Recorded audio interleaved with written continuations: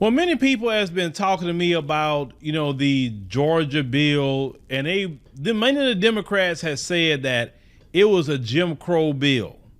And we have these midterms coming up.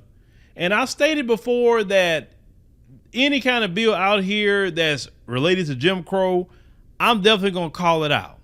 Now, during Jim Crow, what would happen to black people before we even get into what's actually in that Georgia bill that they talked about so much that was a Jim Crow bill?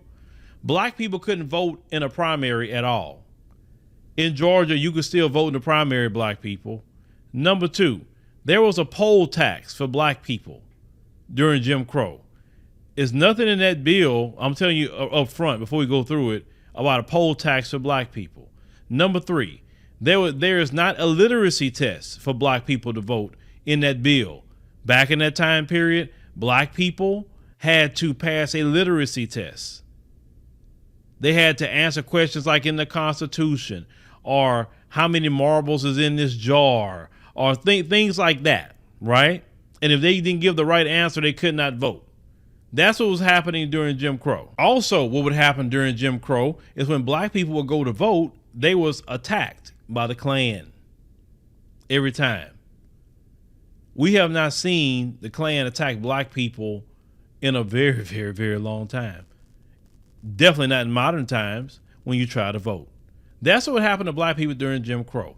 Now, let's get to that Georgia bill that the Democrats said was Jim Crow. It's called the Election Integrity Act of 2021. It's known as the Georgia Senate Bill 202.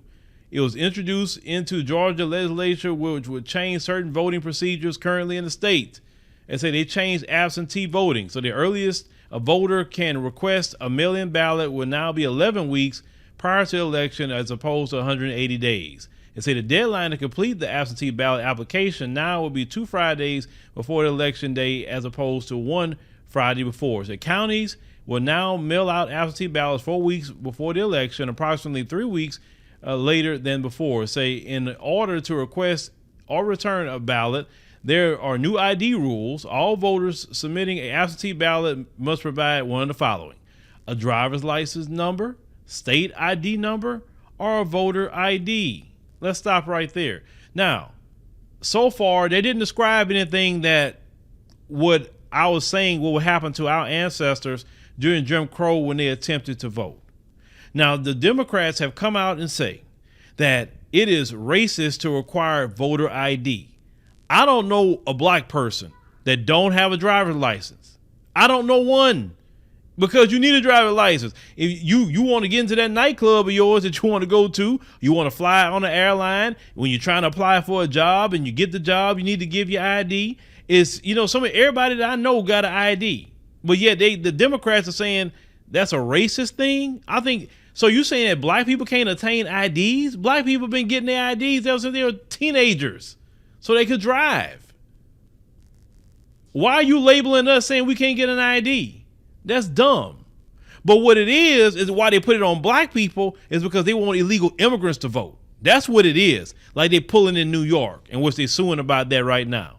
So continuing, they say absentee ballots will now have to be printed on a special security paper with the precinct name and ID listed. Okay.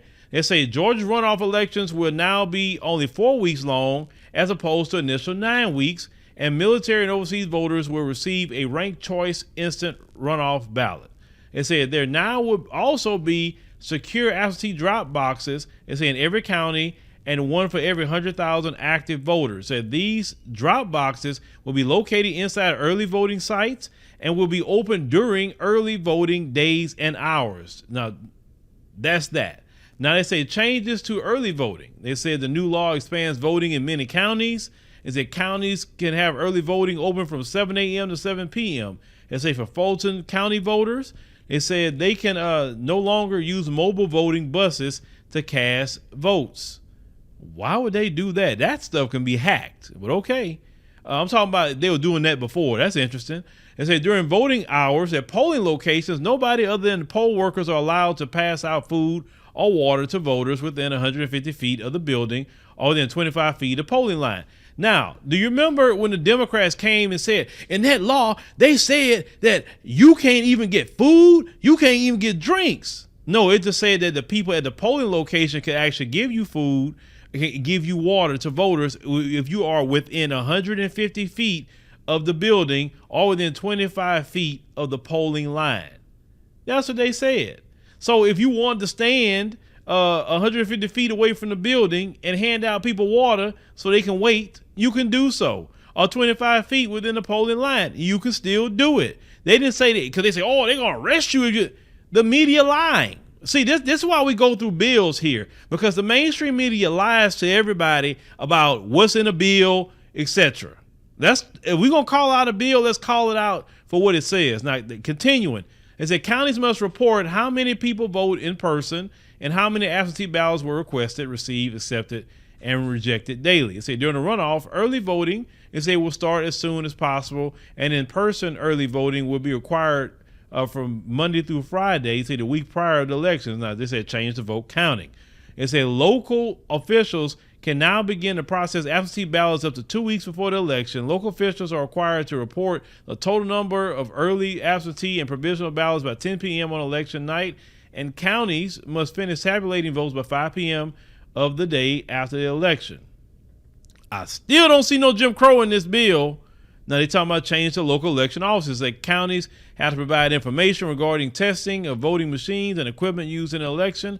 Election offices can no longer receive direct funding from philanthropic groups. They probably don't like that either. And I'm tell you why the Democrats don't like that. That's how they try to buy elections. Because remember, Mark Zuckerberg had paid off a lot of people too during that election, the last one. And say if polls have more than 2,000 people voting or a wait time more than 60 minutes, the poll must hire more staff and add more workers.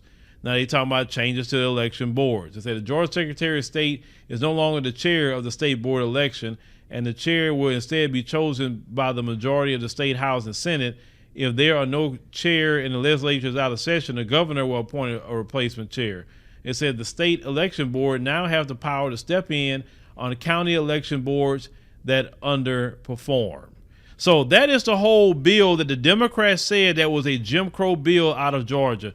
And not one thing in that bill talked about related to any Jim Crow. No poll taxes, no stopping black people from participating in the primary, no Klan attacking black people, and no literacy test whatsoever. I don't see nothing wrong with this actual bill. They lied about the food and water thing. They lied.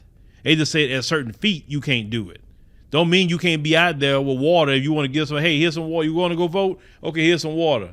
Here's some food. You can do it. You just can't do it within 150 feet of the polling place, right? Or 25 feet from the line. So if you want to be 30 feet from the line and handing people water, you can do that.